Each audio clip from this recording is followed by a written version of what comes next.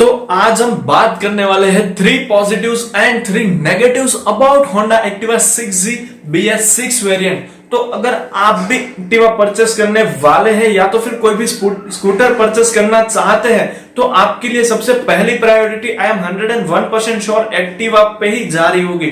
तो आपके लिए जरूरी हो जाता है कि उस बाइक में अब BS4 से BS6 में कन्वर्ट होने के बाद कौन कौन से मेजर पॉजिटिव यानी कि पॉजिटिव साइड्स आपको देखने को मिल जाती है और कौन कौन से बदलाव अब भी होंडा एक्टिवा 6G में आपको देखने को नहीं मिलते जो कि आपको क्वाइट यानी कि थोड़ा सा डिसअपॉइंट करते हैं। तो मैं आपको मेजर 3 पॉजिटिव और मेजर 3 नेगेटिव आपको होंडा एक्टिवा 6G के बारे में बताने वाला हूं कि कंपनी ने उसे BS4 से BS6 में कन्वर्ट कर दिया, 5G से वो 6G भी हो गई, 6 बिग चेंजेस भी आपको मिल गए, लेकिन फिर भी 3 ऐसे पॉइंट है जो कि कंपनी मिस आउट कर चुकी है। अगर इन तीनों चीजों को एज अ ऑप्शन भी इस बाइक में अगर आपको प्रोवाइड कर दिया जाता तो वो इस बाइक को मोर एक्सपेंसिव और ज्यादा आपके लिए वैल्यू फॉर मनी पैकेज बना सकती थी। तो चलिए जानते हैं वो कौन से 3 पॉइंट है पॉजिटिव और कौन से 3 पॉइंट है negative about Honda Activa 6G।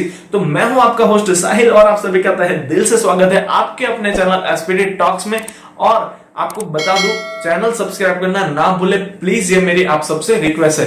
So let's get started without wasting a time. तो सबसे पहले we are going to talk about prose, यानी कि सबसे पहले हम बात करने वाले हैं होंडा एक्टिवा 6G के पॉजिटिव्स के बारे में।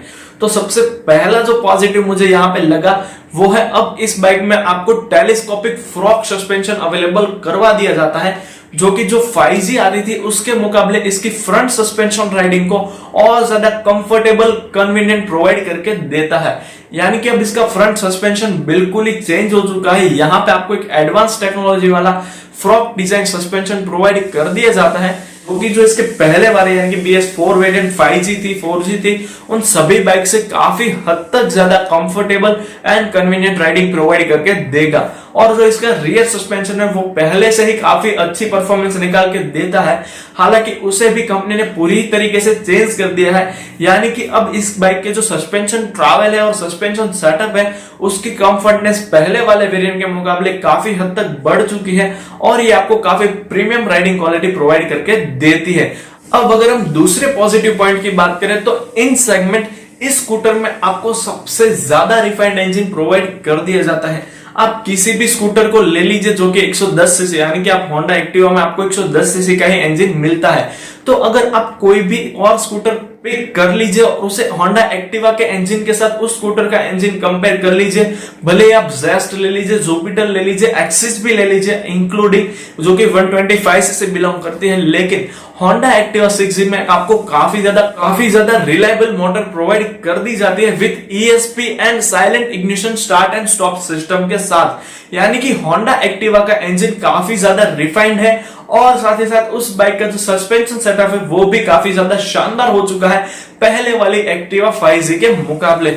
अब अगर हम बात करें third positive point about Honda Activa 6G तो वो हो जाता है, अब ये पॉइंट पर्सनली हम दूसरे स्कूटर से कंपेयर ना ही करें तो बेटर है क्योंकि 5G के मुकाबले उसे 6G में कन्वर्ट करने के बाद सबसे बड़ा चेंज जो यहाँ पे आपको देखने को मिल जाता है वो हो जाता है external fuel filling system with dual safety. यानी कि अब इस स्कूटर में आपको external fuel filling system provide कर दिया जाता है। हालांकि वो जुपिटर जैसे स्कूटर में काफी टाइम से आ रहा है जो कि मेन कॉम्पिटिटर है एक्टिवा 6G का, लेकिन अब एक्टिवा 6G में भी आपको external fuel filling system provide कर दी जाती है जो कि जब भी आप पेट्रोल भरवाने जाते हो तब आपको सीट से नीचे उतरना फिर सीट ओपन करने की ऐसे सब झंझट से छुटकारा दिला देता है। तो हो गए प्रोज यानी कि positive about Honda Activa 6G।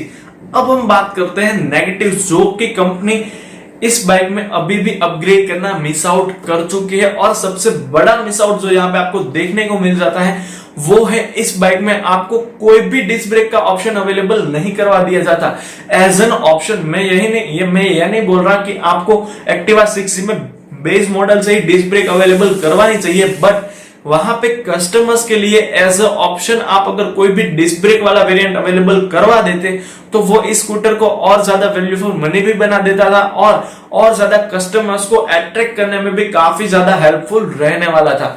अब दूसरा नेगेटिव पॉइंट जो कि मुझे पर्सनल लाइफ में एक्सपीरियंस हुआ और वो मुझे बिल्कुल पसंद नहीं आया कि इस बाइक का जो हेडलैम्प सेटअप है ना भाई साहब, वो नाइट ड्राइविंग के वक्त उसके जो हैलोजन सेटअप आता था पहले वाली 4G में जो आपको मिलता था, उतना ज्यादा प्रॉपर्ली आपको वर्क करके नहीं देता।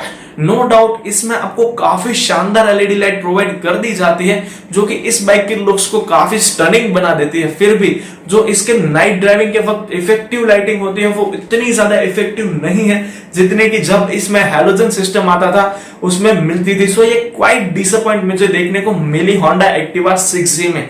अब थर्ड पॉइंट हो जाता है कि आपको होंडा एक्टिवा 6G में काफी सारे मॉडर्न फीचर में प्रोवाइड कर दिए गए, जैसे कि न्यू डिजाइन मिल गया आपको वहां पे, साथ ही साथ एक नया आपको नया सस्पेंशन सेटअप भी मिल गया, एक्सटर्नल फ्यूल फिलिंग सिस्टम भी मिल गया, एक नया इंजन भी मिल गया। लेकिन इतने बड़े मेजर चेंजेस करने के बाद भी कंपनी बूट स्पेस में एक स्मार्टफोन चार्जर ऐड करना भूल गई, और साथ ही साथ वहां पे बूट में आपको यानी कि जो एक्टिवा 6G है उसकी डिक्की में अंडर स्पेस में आपको कोई भी लाइट प्रोवाइड नहीं कर दी जाती, जो कि अगर वहां पे लाइट प्रोवाइड कर दी जाती तो वो नाइट टाइम में कुछ भी रखने या निकालने के वक्त काफी ज्यादा हेल्पफुल हो सकती थी। और सबसे बड़ा चेंज जो एक्टिवा में मिस आउट हो चुका है वो है इस बाइक में आपको कोई भी यूएसबी चार्जर बेस मॉडल में देखने को नहीं मिलता।